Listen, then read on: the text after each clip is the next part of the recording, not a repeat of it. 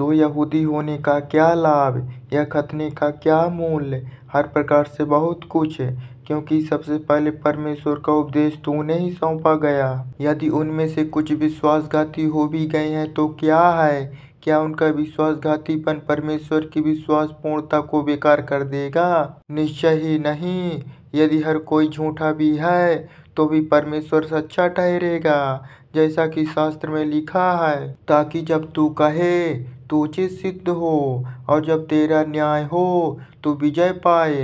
सो यदि हमारी अधार्मिकता परमेश्वर की धार्मिकता सिद्ध करे तो हम क्या कहें? क्या यह कि वह अपना कोप हम पर प्रकट करके अन्याय नहीं करता? मैं एक मनुष्य के रूप में अपनी बात कह रहा हूँ, निश्चय ही नहीं।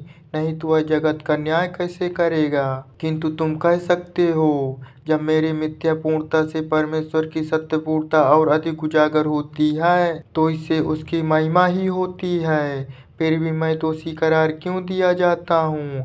और फिर क्यों ना कहें, आओ बुरे काम करें ताकि भलाई प्रकट हो। जैसा कि हमारे बारे में निंदा करते हुए कुछ लोग हम पर आरोप लगाते हैं कि हम ऐसा कहते हैं, ऐसे लोग दोषी करार दिए जाने योग्य हैं। वे सभी दोषी हैं, कोई भी धर्मी नहीं। तो फिर हम क्या कहें? क्या हम यहूदी गैर यहूदियों से किसी भी तरह अच्छे हैं? नहीं, बिल्कुल नहीं, क्योंकि हम ये दर्शा चुके हैं कि चाहे यहूदी हों चाहे गैर यहूदी, सभी पाप के बस में हैं। शास्त्र कहता है, कोई भी धर्मी नहीं, एक भी। कोई भी समझदार नहीं, एक भी। कोई भी ऐसा नहीं जो प्रभु को खोजता। सब भटक गए, ये सभी निकम्मे बन गए। साथ साथ सब के सब, कोई भी यहाँ पर दया तो दिखाता नहीं, एक भी नहीं। उनके मुंह खुली कब्र से बने हैं, वे अपने जीभ से छल करते हैं। उनके ओठों पर नाग विष रहता है, सांप से कटुता से मुंह भरे रहते हैं।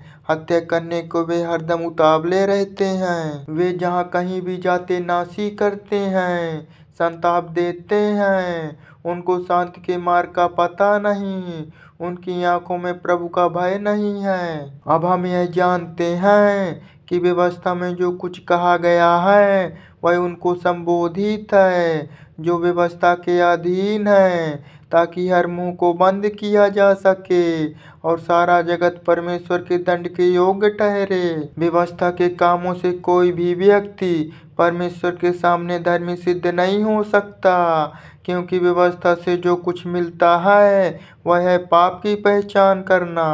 परमेश्वर मनुष्यों को धर्मी कैसे बनाता है?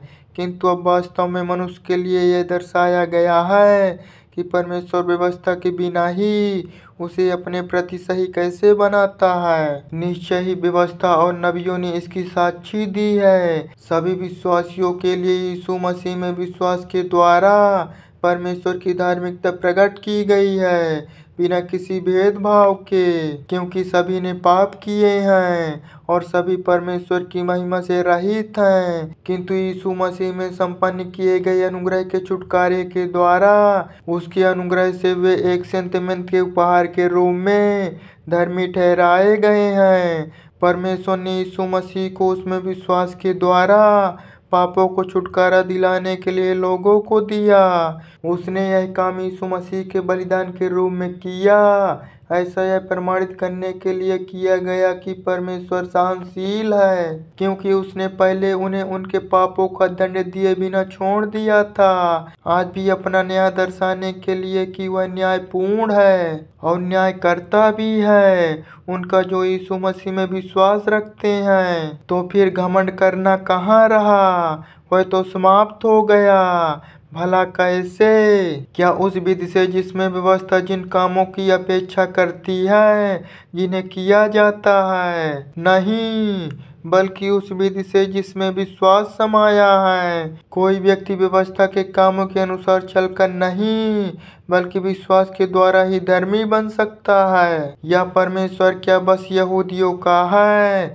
क्या वह गैर यहूदियों का नहीं है? हाँ, वह गैर यहूदियों का भी है, क्योंकि परमेश्वर एक है। वही उनको जिनका उनके विश्वास के आधार पर खतना हुआ है, और उनको जिनका खतना नहीं हुआ है उसी विश्वास के द्वारा धर्मी ठहराएगा।